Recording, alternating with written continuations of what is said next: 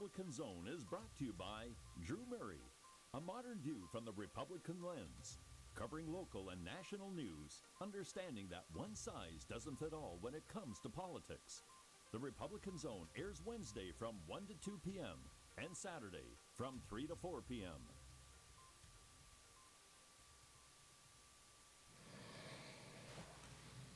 Good afternoon. You're listening to Usula Radio and the Republican Zone. My name is Drew Murray, and I have two guests here today, Linda Kerns and Terry Tracy, who are both from Broad and Liberty. So welcome, both of you. Thank you for having us. Yeah, thanks for having us. So I got to know Terry when I ran for city council last year, because you ran for city council the cycle before. 2015. So, one of the first, everyone told me you got to meet with Terry. You guys are somewhat similar, younger. I think I'm a lot older than Terry, but if people want to think I'm young, I'm perfectly fine with that. So you look well preserved. Yeah, preserved. That's the perfect name for it. So I met Terry. We sat down. He was gracious enough to have coffee with me, and we talked about the race, and then I guess I don't even remember. Was it 2, 3, 4, 5, 6 months ago? You guys both start. You're both the co-founders. Is that correct? Correct. We're two of the 5 co-founders. Yep. Yes. Oh, there's 5 co-founders. So yes. who are the other 3? I think I probably know some of them. Who are the other co-founders? Kevin Ferris, Okay. who is a former member of the Inquirer editorial board, a 30-plus year veteran of the Inquirer, in fact. Colleen Sheehan, who is a former state representative and also the director of the Matthew J. Ryan Center for Free Thought in Public Institutions at Villanova University, and she currently serves, she's on a fellowship as the professor of conservative thought at the University of Colorado, Boulder right now as well.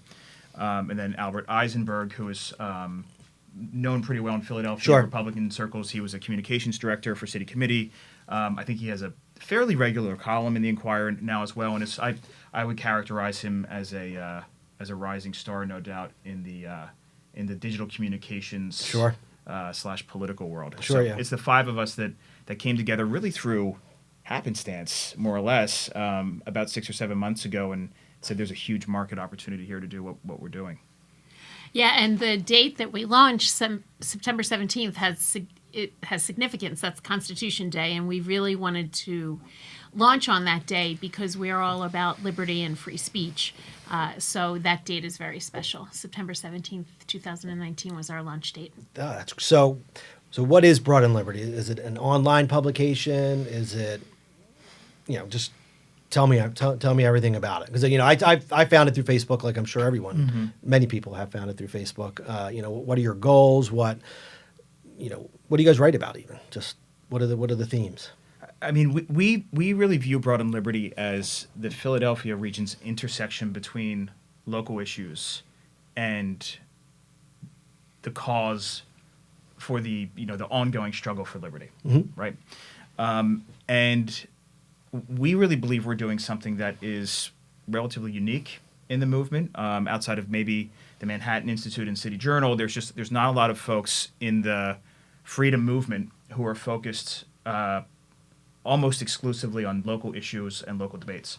And it matters to us as Philadelphians because there's a lot sort of in the policy realm that requires, I think, much more robust dialogue and debate than is otherwise given in our current media and sort of social dynamic. But even beyond that, when you think about the conservative movement more broadly, for a movement that is tirelessly advocating for a constitutional framework, right? That are huge proponents of separation of powers and federalism, and talk about things like mediating institutions, right? And the importance of subsidiarity. The idea that a movement that would focus on all of these things and virtually ignore the foundation of the federal system, which is local government, is a problem. Sure. Right? And I think that's why local debate, local policy debate, and frankly, local policy outcomes often take the shape and have the implications that they do, because for too long we've abandoned it, particularly in urban centers. And I think, when we got together to talk about the council race, and besides talking about how much fun it is to run as a Republican citywide, we spent a lot of time talking about, how do we position not just the party, but the movement, right, to engage these issues in a meaningful, constructive, and thoughtful way that adds civic value. And that's really what Broad and Liberty is intended to do through a couple of different, legs of the stool, which we can get into a bit later. Yeah, I think that we just decided, we looked around and said, no one is standing here yelling, stop. There is so much going on in municipal government, in the way the city is run. And I know people are unhappy about it, and you hear that people are unhappy about it, but you didn't read about it. You didn't read about a different viewpoint. You didn't hear a different viewpoint on TV, see it on TV. We do have conservative radio in Philadelphia, and that's great, but we felt that some of these issues just needed a much deeper dive. And when we started on September 17th, we weren't sure where this was going to go, but the feedback has been so overwhelming. And in fact, I just got an email from somebody, I think it was this morning, that said, Broad and Liberty, where have you been all my life? So I really think that we're filling a need, and people are really responding. No, I think absolutely. I mean, look, we live in the city of Philadelphia. It's mostly Democrats. But I talk to people all the time who say, I'm a Democrat because there's no other alternative at this point, right? And the Philly GOP, I think we're getting better now, but we've been lost for some time, and we're clawing our way back. But I talk to so many people who say, I'm actually much more conservative than my registration shows. I believe in a lot of conservative ideals, but right now, why should I be a Republican if in the primary, where all of these races, or many of these races are decided, I won't be able to vote? Right. And I'll be honest, I was kind of one of those people a few years ago. I used to be a Democrat, and when I thought I should change, because really, I tell people the party left me. I didn't leave the Democratic Party. It left me. When I didn't change right away, when I kind of felt like I was a Republican, it was like, you know what? I'm not going to be able to pick the city council at large people, right? Because 5 of them are going to get elected in the primary. So why change? But I think there are a lot of people out there who are more conservative than you would think they are, because they're registered as a Democrat just so they can vote in the primaries in Philadelphia. Well, and I think an important point to make early on about Broad and Liberty is we are not a mouthpiece for the Republican Party. Sure. Right? And there's a few different aspects to that. One, we are a 501c3, right? So we are nonpartisan. But we are an advocacy organization. We are a mission organization, right? Which is why we talk about the freedom movement. We talk about advocating for the cause of liberty. Now, often, center-right folks who tend to be Republicans are going to have more of an affinity for some of the things we're talking about, or the way we're talking about them, than perhaps Democrats. But I think this gets to the heart of your point, which is that there are folks who care about these things, and not just the principles themselves, but also the institutions that have been built since, our founding. Sure. To protect and advance those principles that cut across the ideological spectrum, broadly speaking, but even beyond that, particularly given the sort of relative insanity of the debate today. I mean, if you are an institutionalist by nature, if you care about things like, the Electoral College matters, right? And there's a reason for that. Or, the United States Senate has a very important role to play. So the idea of just getting rid of the filibuster because everything should be majority rule and be able to overrun minority right, that matters, right? Mediating institutions like faith-based institutions, civic associations, all these things that you and I experienced when we ran for office, right? The critical service that they provide and platform they provide for people to engage in democracy, to me, when you look at how the far left in particular is looking to just deconstruct the institutions, delegitimize the institutions in order to otherwise advance what I would suggest is a pretty, radical agenda when you look at what's being put out there, at least by the current presidential frontrunner. There are lots of folks who may not be registered the way you would presume, who are reading what we're putting out there and thinking about the issues that we're talking about and responding in a way that, as Linda mentioned, was well beyond our wildest dreams. It's really struck a nerve. And also, I think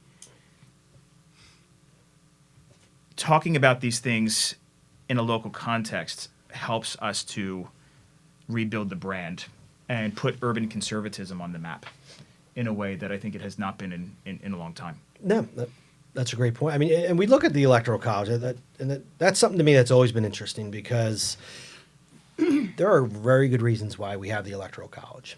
And it's really so diverse people from around the nation will have a voice in in our elections. And I hear a lot of people now saying we need to get rid of it.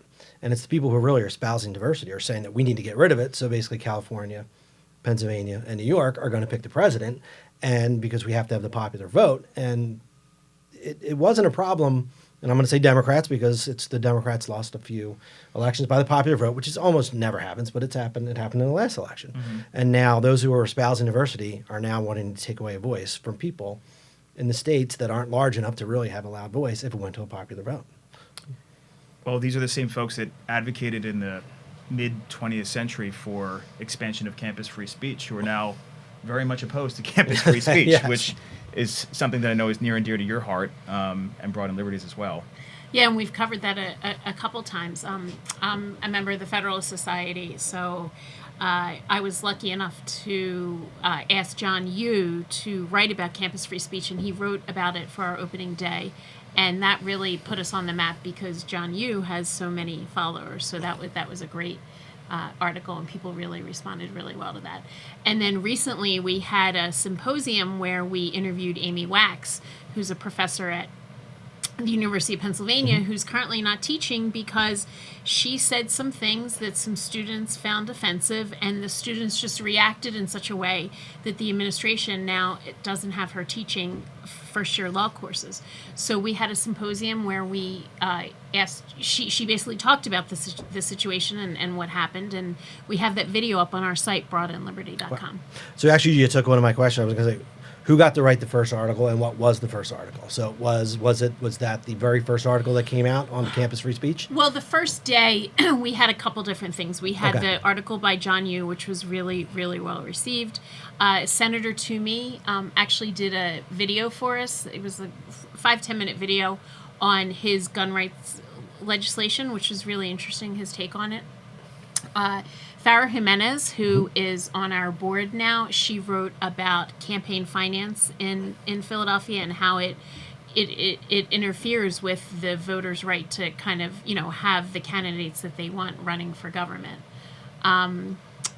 Other first day articles? Those were the three on the first day. We followed up, I think, 48 hours later with a series of other columns that started to take more of a local twist. Right. Right. Because what we have found is after the first 50 pieces of content were published, either op-ed or video, one of our big takeaways, because this has been an iterative process, really. It's not like we went curtains up and what we're doing today or where we're going is what was happening on day one, but 92% of our productivity, however you define that in the digital space, was directed entirely towards local issues. So when we talked about criminal justice reform, public education reform, and local economic development, those three issues, every single time we touched on them in a very sort of Philadelphia region specific way, and then tied it back to what we refer to as first principles, the numbers were absolutely off the charts, and that's when we said we're really onto something here. Oh wow! No, I was hooked right the first time I read the articles. So I was on board. We're going to take a quick break. You're listening to USLA Radio and the Republican Zone.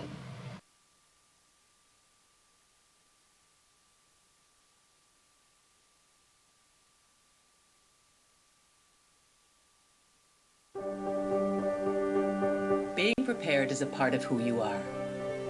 But it's especially important in the case of a disaster. Be informed about possible emergencies in your area. Make a plan that covers where you go in an emergency. Build a kit with the things you need to survive. There's no one more capable of planning for your situation than you. Start your plan today. Go to ready.gov/myplan. What do you think you're doing, Kevin? Was just gonna drive home. There are several warning signs present that you shouldn't be driving. Like hearing voices? Like your text-to-emoji ratio? Oh man, the selfies. Selfie. Nailed it. We all have warning signs that let us know that we're probably not okay to drive. Mine is pretending to be your subconscious. Craig, come on man, let's split a ride home.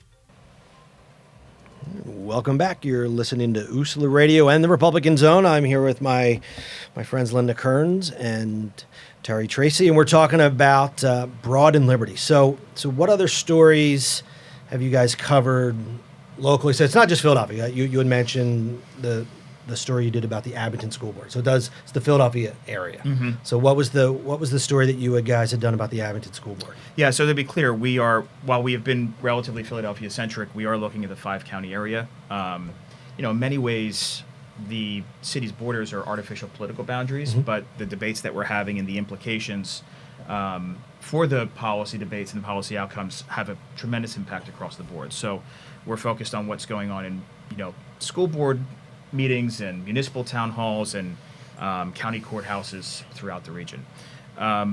We actually had a reader send us a cell phone video of an Abington School Board meeting where one of the newly elected school board members who kind of came into office during the most recent blue wave that swept the Philadelphia suburbs made an accusation that the school police officers it was sort of in the context of, having a debate about disparate impact and armed officers in schools, which, by the way, is a perfectly legitimate debate and Sure. again, sort of cuts across different, it's not like ours feel this way and D's feel that way or Sure. liberals. There's a lot of nuance to the debate. But she made this sort of categorical accusation that school police officers regularly shoot unarmed kids in schools, and particularly kids of, certain socioeconomic positioning or race or what have you. And people just were scratching their head because not only has this never happened in Abington, mm-hmm. it's never happened in the history of the country. And so it undermines, right, the substance of the issue because of an ideological commitment to, sort of toss around these buzzwords Sure. that are popular in the social justice movement rather than talking about a perfectly legitimate concern, Absolutely. right, at a substantive level. So we ended up publishing a story about on the site. Check it out on the site. We got a call from the Philadelphia Inquirer editorial board, and they ran the piece in both print and digital the next day. And as I understand it, they wound up, because there was quite an uproar over this whole thing, and the school board president wound up calling for a subsequent public hearing. The police chief came, and my understanding is the Inquirer sent reporters to it, and 6ABC covered it as well. So, there's an example. That's one example, recent example of how I think that we really added civic value and helped to influence the conversation.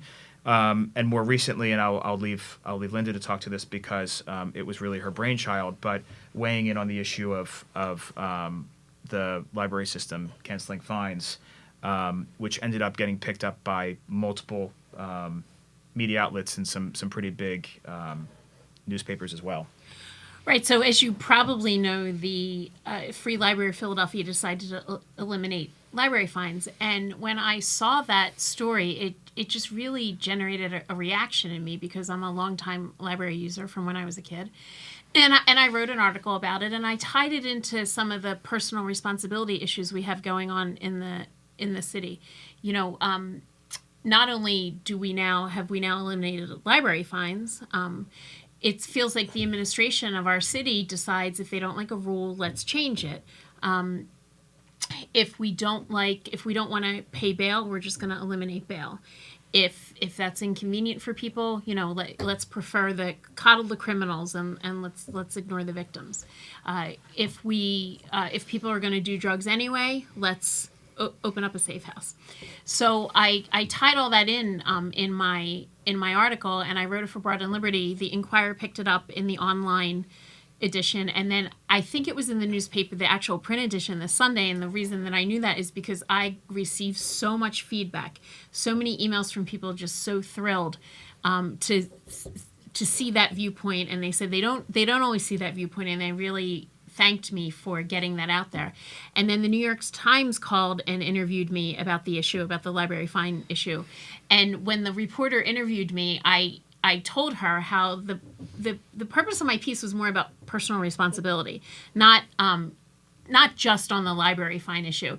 And she kept trying to push me off it, but in the article, she did acknowledge that's what I was was getting at. No, So. and that's what I read. And it's like, it was that article. That's when I reached out to you. Right. And said, hey, why don't you come on my show? Because that article spoke to me. And I live 2 blocks from the central branch of the Free Library. And it's teaching children lessons. If you don't bring your books back on time, you're going to get, and what is the fine? Is it 25 cents? I think it was 25 cents a day. And I think what got me so upset was, when I Googled the issue, and, when you go to research issues, sometimes you just see the same article 25 times. You don't see any other viewpoint. And the quote was that there's 86,000 patrons who owe overdue fines. And then Mayor Kenny said, these people can't afford to pay the fines, and then that means they can't use the library, and that's unfair, and we're compassionate, and now they can use the library. And I looked everywhere I could not find any evidence where anyone actually looked into whether or not these 86,000 people were actually too poor, or perhaps just too lazy to return the books. Sure. And I feel that that's kind of an overarching theme in Philadelphia. I thought that was really offensive to just say, if you're not returning books, you must be poor. So I did mention that in my article. No, and that's an incredible point. And it's also a source of funding for the Free Library of Philadelphia. $450,000 to a system that is, underfunded.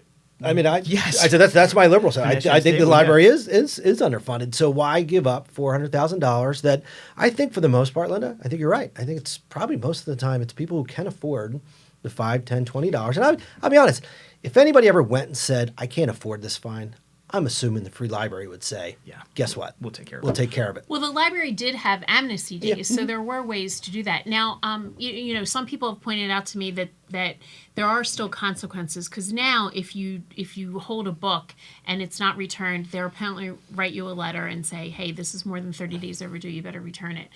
Which, by the way, that costs the library even more money. And then your privileges are going to be suspended. And that doesn't exactly fit well with what Mayor Kenny said, because if we're so compassionate, and if people can't use the library because they can't return things, well, if we're going to wipe away the fines, is the next step, when you're not returning books and your library privileges are suspended, we're going to wipe away that too. So I wonder how broad this policy is going to get. No, you're right. It's a slippery slope. And where's the compassion on the other side of the transaction?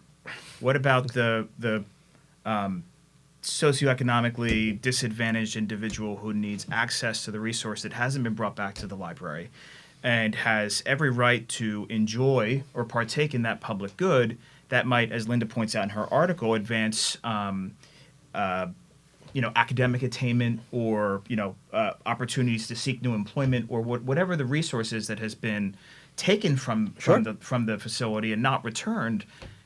That's you're taking that public good away, which is inherently undermines the idea of a public good, right? Which is that it's non-excludable. Yeah.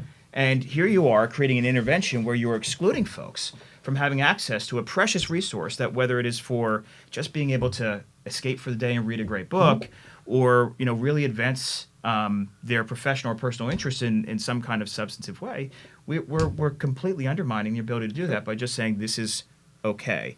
So it's the selective nature of the compassion, and as I think Linda asserts, it's this sort of patronizing attitude that, well, if you can't pay the $1.50, it must be because there's some sort of structural thing that has been done to you, and that excuses it, and that attitude cuts across so many of the other areas of our policy debates, and it's really damaging. No, and it's a great point. I know, as a card-carrying member of the Free Library, my wife and children are there at least once a week. I should probably read more, but between my campaigns, I don't have time to read as much. But I can't tell you how many times my wife's like, oh, the book is finally in. And it's always, the book is finally in. Mm-hmm. So I can't imagine what it's going to be like now when there is no culpability. There's no fines. It's going to take even longer. And look, we're lucky that if there's something we really need, we can go get it. Mm-hmm. But there are people in underserved communities who, if they really need something, they can only get it at the Free Library of Philadelphia. And if you're taking away these fines, you're taking away that resource from people who really can't afford to do a lot of things. Mm-hmm. So it's really the people you're trying to help are the people you're really hurting the most. It's a recurring theme. Mm-hmm. Yeah, we can talk about the soda tax, a lot of different things that the people you try to help the most sometimes are the ones you end up hurting the most. And from what I understand from the feedback that I received, no one else put out there a viewpoint like mine. No, apparently I was the only one who kind of came out against it, so vocally. People said that it was the only one that they read. No matter how many newspapers they looked at, that I was the only one who did that. And here in the Philadelphia area, we didn't have a local venue to do that type of thing. In the broader Commonwealth, in the state, we have the Commonwealth Foundation, and they do a great job of getting ideas out there. And by the way, they are a huge supporter of us. 2 of their executives are on our board, and they've been hugely supportive since day one. They helped us launch. But they concentrate on issues that more address all of Pennsylvania. Sure. So even the Commonwealth Foundation was thrilled of our existence. One of the guys from Commonwealth just called me today just to give me an idea for a piece and say, I just want to remind you how great, we think that this idea is, and how awesome this site is, and you're really filling a void that wasn't out there. No, it is great. And it's funny, you said it was in the printed version of the paper. My wife, she heard me complaining about the library fines, and it was because I read your article. I was complaining before I read your article, but she was like, "Oh, this woman wrote in the paper," and I'm like, "Oh, that was the article I was talking about the other day." So it is great. It's great that the Enquirer will publish those things, and it was a great article. Now, Philadelphia They've did been not very good invent, to us, by the way, the Enquirer. They're really intrigued by our take on some of the issues. We're working with them actively. We're in constant communication around, we think this issue should be, thought about differently, and they say make the pitch, and then we have a conversation, and they're picking stuff up. But they've now printed, in addition to the Abington piece, the library fine piece. They recently published something on councilmanic prerogative. And Albert seems like he's in there every other day. Yes, Albert's in there, I think, twice a month now. Oh, okay. And so we're really conservatives take heart. They've often complained about the Enquirer and the editorial page, but our experience so far with them has been that they're really interested in a constructive relationship and continuing to get this content onto their platform, which obviously at this stage is much bigger than ours, so it's only going to help advance the cause. Sure, no, that's great. And so, but what other cities have done this? The or getting rid of the library fines? Did Chicago? We didn't invent it, right? Cindy Bassett. No, there have definitely been other cities that did this. I know that Chicago did it because my niece actually, she lives in Chicago now. She graduated from college and lives there, and she actually texted me and said, "I loved your piece. I loved how it was written, but I don't agree with you because." I don't think there should be library fines. Now, this is a woman who uses the library probably 2 to 3 times a week. She loves to read. And she basically said that sometimes she can't get there on time, so she might be a couple days late because of work and because of the limited hours. So she likes that there's no fines. But other than that, everyone else really thought that my take on it was, the take that they would agree with. So. And to be honest with you, I know you can go online and renew your book, at least at the Free Library of Philadelphia. So there are ways to avoid the fines as long as you have access to the internet, which not everyone has, but my guess is a vast majority can and should just do that. So we're going to take a quick break. You're listening to USALA Radio and the Republican Zone.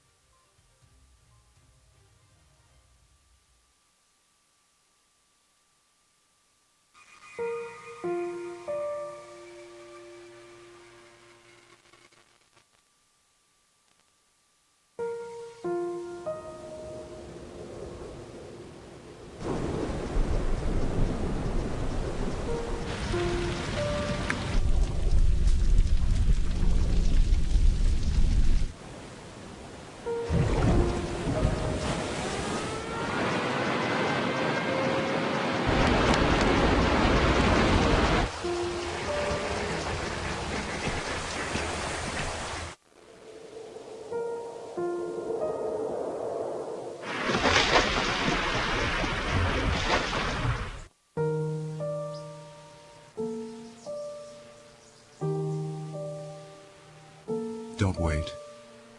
Communicate. Make your emergency plan today.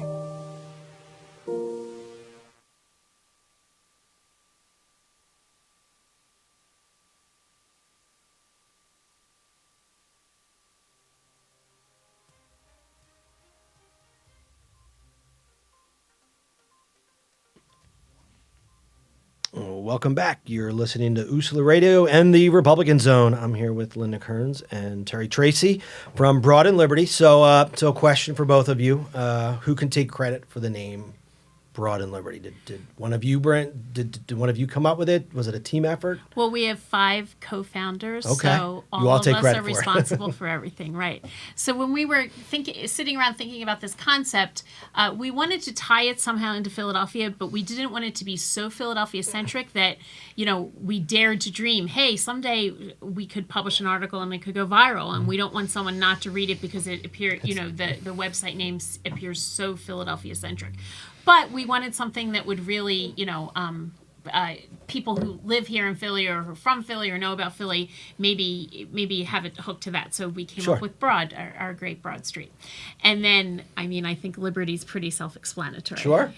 So that's how we came up with the name Broad and Liberty. I will give Albert credit for the plus sign in our name. He's one of the youngest member of our founding team, and he said that was new and crisp and exciting. And, now that we've been so successful in such a short amount of time, I hope someday there's, a Park Avenue in Liberty for New York or, Nice. That's a great idea. Yeah. Well, from what I interpret from this is there's 5 co-founders, but Linda Kerns came up with the name and Albert added the plus. Oh, no. We all sat around in my office and we really, we really talked everything out, and it really was a team that came together, and we all had, different backgrounds and different viewpoints. I would even say that the 5 of us don't always agree on all the issues. Like we Often. Yeah. So, it was a team that kind of gelled in the sense that we all had different experiences, different backgrounds, and came at it with different, different viewpoints, and I think it shows in the product. Sure. Well, Albert's a millennial, obviously. So millennials and Gen Xers, we don't get along very well. So how old are the other 2 of the co-founders? I think, Terry, we're about the same age. Linda, we're about the same age. I'm in my 50s. I don't know what generation that is. I think you're a Gen Xer. Okay. Right. Kevin's a little bit older, and Colleen's probably around my age. I don't really know. So And what's Albert's 29? Yeah, I don't think I'm 37. Yeah, I don't think Albert's. So we have it's a pretty diverse group, not just from an age perspective, but across the board. Sure. And the double entendre there with the Broad is intentional. So of course, Broad Street is the 50-yard line for the region, but it's also advancing this idea that the freedom-loving sort of advocates for liberty, center-right conservative movement is a broad movement. Right now everything is sort of viewed through a certain prism, but we are not a monolithic movement. We are not an egocentric movement, right? It is about ideas, and we all come to them or come to be advocates of or members of the movement for different reasons and because of different experiences, right? There are fiscal conservatives, and there are religious conservatives, and there are constitutional conservatives, and there are foreign policy conservatives, and there are folks who think the federal government should play a much larger role, but tend to have a different take on local issues. And they're institutionalists, and they're advocates of federalism. So it's about creating an environment where we can have that debate internally, right? And have these different takes on these issues that I think will ultimately create broader appeal. Look, let's be honest with ourselves. You could have somebody run for mayor in the next cycle who had a foolproof plan to fix the potholes, pick up the trash, get the economy really humming outside of areas where there's a tax shelter, right, or some sort of taxpayer giveaway, address the rising violent crime, have a terrific resume, a broad coalition, and if there was an R next to the name, they're probably going to lose and lose handily. Sure. Which means we have a branding issue, right? We have a positioning issue. And if we don't spend time building the intellectual capital as the foundation for which the political process we can engage the political process to ultimately be victorious, like you're putting cart before the horse in many ways, which is why there are 3 sort of strategic pillars to this. We've spent a lot of time so far today talking about the media advocacy piece, because that's where we've started and that's where we've had our initial success. But as we've moved through that and learned, we think that there's tremendous opportunity to expand and amplify our mission by also being policy entrepreneurs and producing original scholarship, or at least building upon scholarship that exists in other institutes that is sort of at the conceptual level. But there needs to be a sort of crosswalk from theory to application built. So there's a think tank component at the end of the day to what we're talking about. And then ultimately direct civic engagement. Linda mentioned the Amy Wax, Paul Levy event we had in January.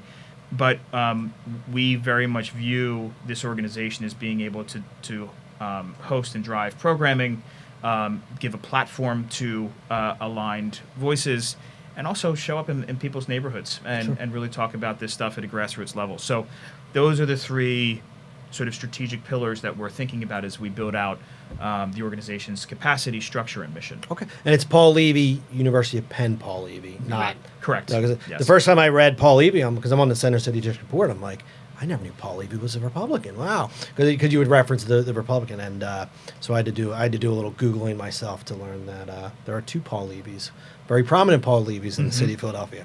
So, that's great. This was the Paul Levy that was a former Penn trustee who actually resigned over the treatment of Amy Wax, Professor Wax, and has now taken up sort of the broader cause of campus free speech and a return to standing by the Chicago principles in the academy. So and it is interesting because, and I'm just going to say this, I used to be a Democrat, and Democrats talk about free speech all the time and diverse ideas and many things, but they don't practice what they preach.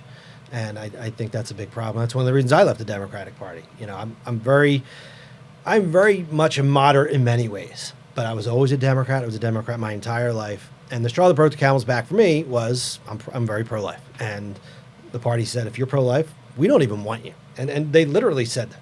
The head of the DNC said, if you're pro-choice, if you're not pro-choice, we don't want you in this party. And so that's when I left. I said, all right, they really don't want me. So they may espouse diversity, but they sure don't allow diverse opinion in the Democratic Party. So, did you see that? I guess it was a town hall that Mayor Pete was. That exact question came up. Did you see that? I did see it. There was a woman in, I think it was Iowa, who said, "Look, I'm a lifelong Democrat. I'm also a practicing Catholic, and this is not an issue that defines the way I vote, but it's an important issue to me personally. Is there room in today's Democratic Party for people like me?"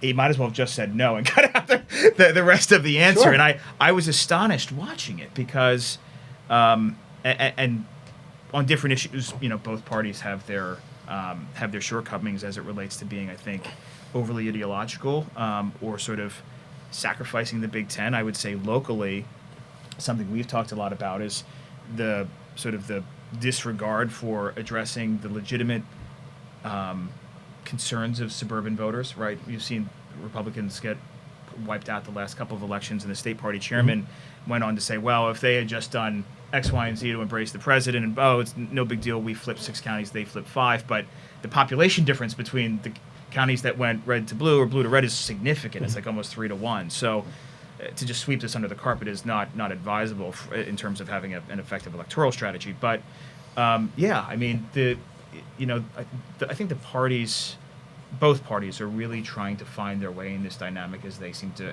increasingly lose influence over not just the political and public policy making processes, but just how we think and engage these issues more generally, which is, in some ways unfortunate, but in other ways creates a huge opportunity for things like broad liberty. Sure. I mean, I look at identity politics. I hate the fact that they've basically taken over both parties, and both parties are to blame. And I always looked at the Republican Party as low taxes, small government. Democratic Party, higher taxes, larger government, more influence on your lives, and it's completely changed. I am both pro-life and pro-LGBT. So from that standpoint, where do I fall?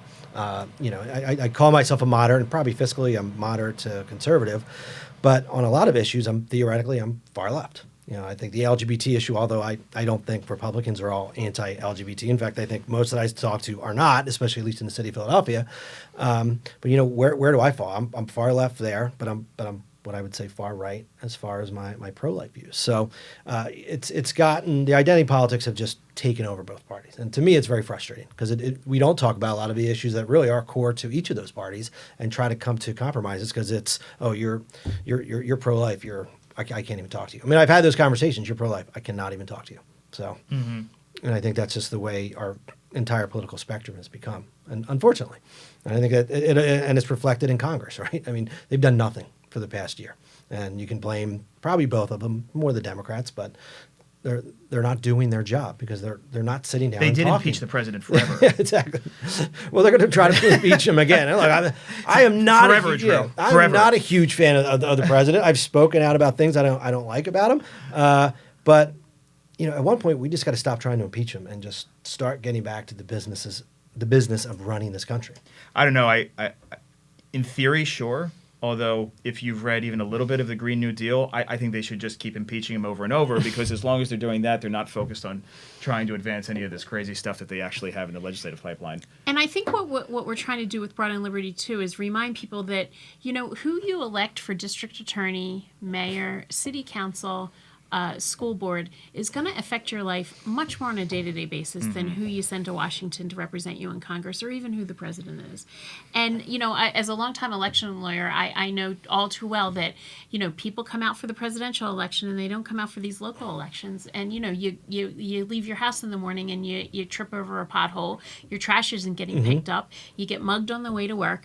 And, that your local government is supposed to be the one taking care of that, not who's in Washington. So that's why at Broad and Liberty, we really try to focus on those local issues to get people talking about it, and then get people involved and maybe ask questions, push back, and demand more of the people that we put in these roles to do these jobs. Yeah, you're absolutely right. I mean, Larry Krasner told us exactly what he was going to do when he ran for office. No surprise. He didn't lie. I mean, I don't like him, but he didn't lie to us. I am not surprised at all by anything. Yeah, he said exactly what he's going to do, and he's doing it. Linda made a comment earlier about, we felt compelled to just sort of stand up and say stop, right? And there's multiple dimensions to that, but one of the things that comes to mind for me is certainly the nationalization of our local politics, right? The idea that how you feel about the President of the United States drives how you cast a vote for a county commissioner or something of this nature, I think is dangerous to our system of government, right? And so the more that the national policy debate takes over things like, we spend more time talking about national issues in a Philadelphia mayor's race or city council race than we do talking about the blocking and tackling of municipal government, which is why when you drive down a street in the city of Philadelphia, you need to have dental work done by the time you get to the other end of it, or you could trip over the litter or what have you. And meanwhile, we want to sit here and beat each other over the head over national immigration policy. So, it's really about getting government back in its swim lane. And so even for those that don't necessarily care about, the conservative cause per se, to the extent you care about accountability in government, in local government, Broad and Liberty serves a very important role. No, absolutely. All right, we're going to take one more quick break. You're listening to USALA Radio and the Republican Zone.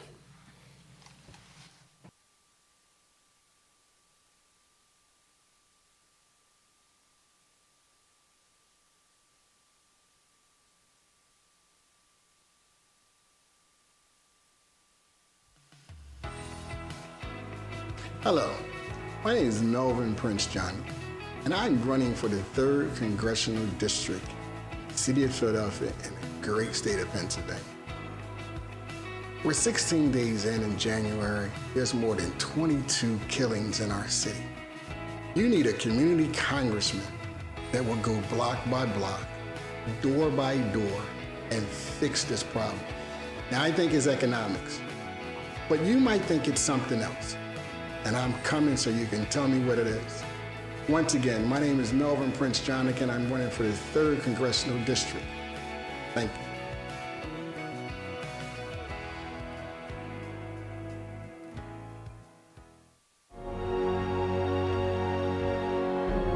If you're even considering getting your high school diploma, go get it. You can do it. Find free adult education classes near you at finishyourdiploma.org.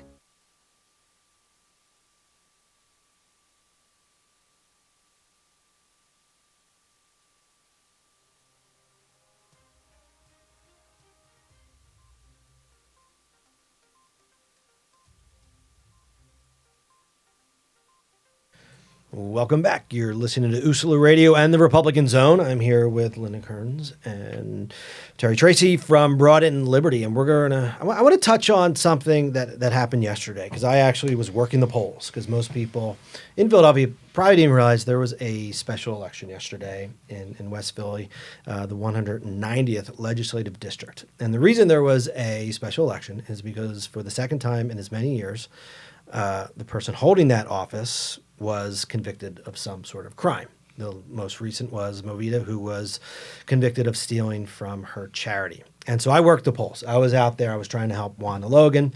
And you touched on it before. It doesn't matter, and you said it over a break, Abraham Lincoln could run for mayor of the city of Philadelphia. And if he was a Republican, which he was, he would lose that race. And when the results came out last night / this morning, Wanda Logan, who was running for the 190th, only got about 13% of the vote.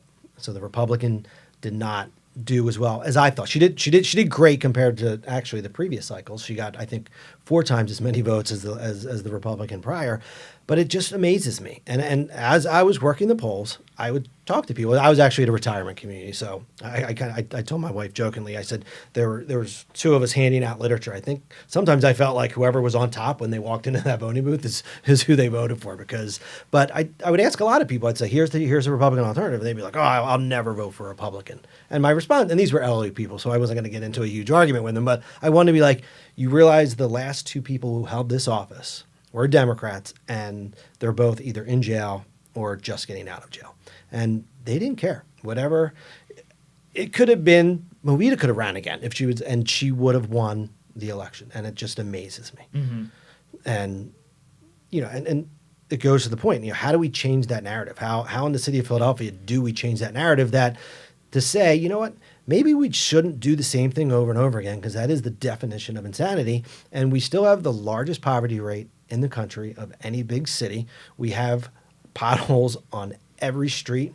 We have safe injection sites that are coming to the city of Philadelphia, which the vast majority, in my opinion, don't want these sites, even if they want to help. We all want to help the addicts, but there are so many things that the Democratic Party has been pushing for the last 70 years that so many people disagree with, but people just keep on voting for the Democratic Party in the city of Philadelphia.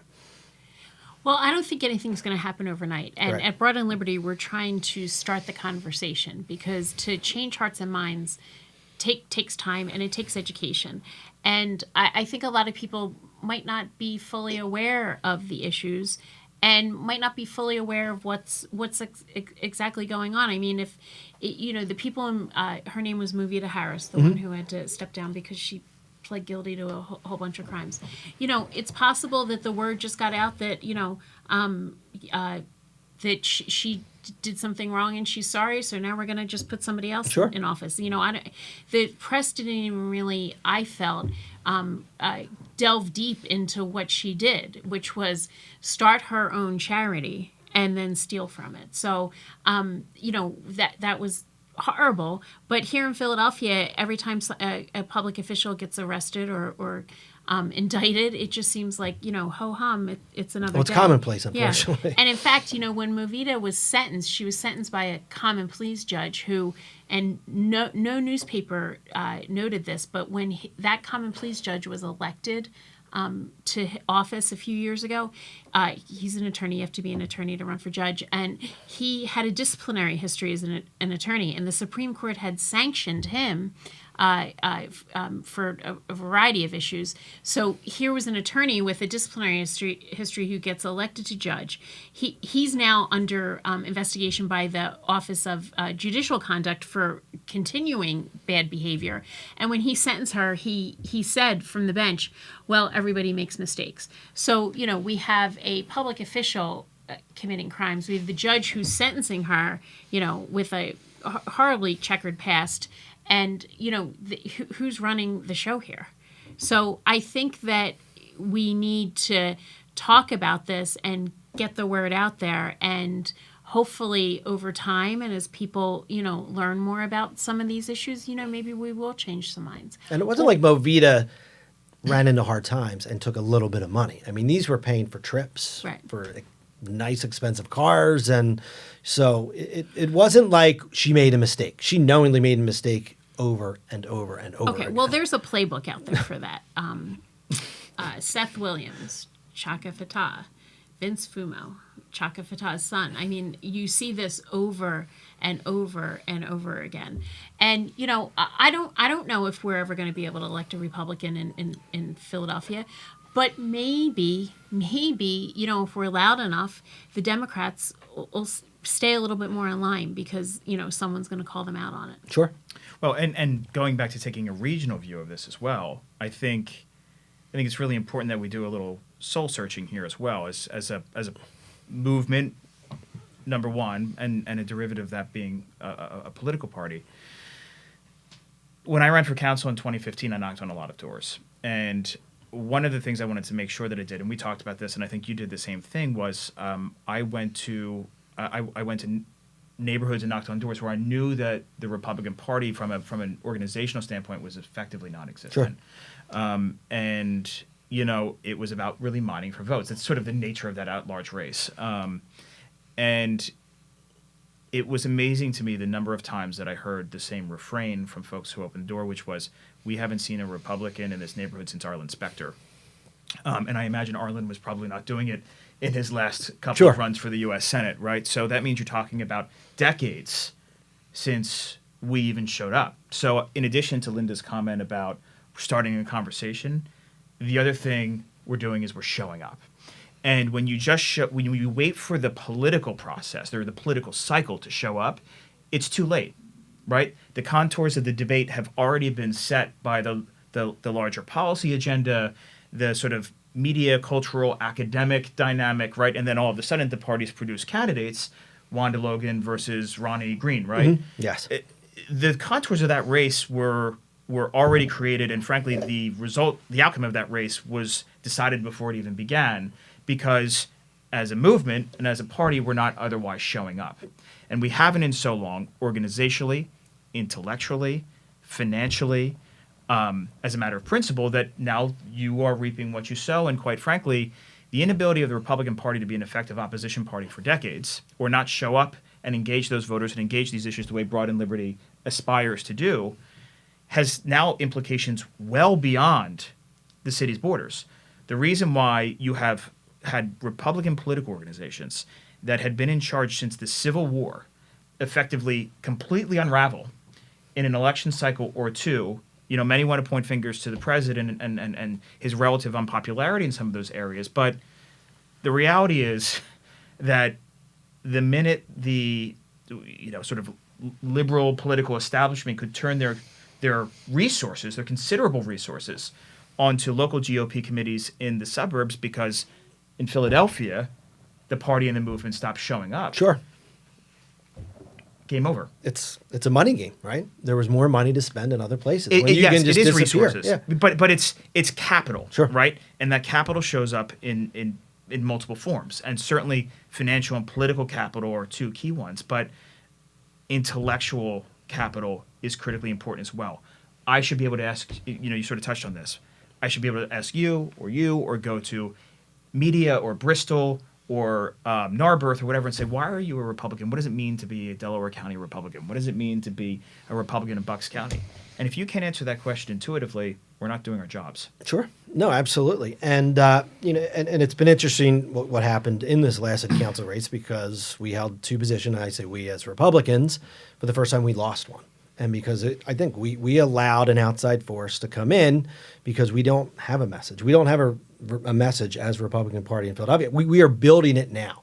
And I think you're starting to see that in multiple ways.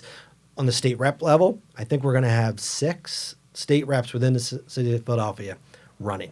Now, the chances of it's winning many of those seats might be 0. Well, we could win 1 or 2. You know, we already have one with Martina. But, you know, last cycle, I think there was 1 who ran, and it was Martina. Wow. So, you know, we're starting to build that, you know, that momentum that says we need to give people an option in the general election, even if we don't win, just to give an option. It's a first step, and I give Martina credit for that, because she really pushed this cycle to get more and more people to run. I mean, I'll be honest with you. I said no the first 2 times I was asked to run against Brian Sims, because I said it's an 8-to-1 ratio.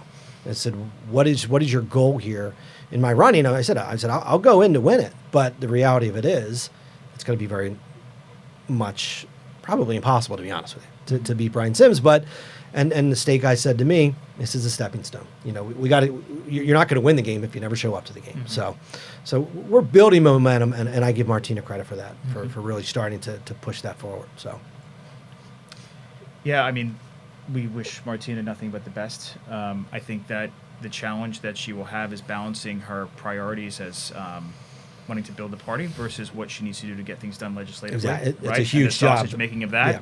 It's a lot of work in general, and sometimes they're not always entirely sort of strategically or tactically aligned, right? And so balancing those two things, but it's great that she's building a team around her that can help. No, and willing to take that on, because I remember I said I don't know how she's going to have time to do it. Yeah. I mean, it's almost a lot of times the head of these parties. Although I guess Bob Brady did it for years while he was a congressman, but the job of running the city committee in the city, it's almost a full-time job. So, I give her credit for it.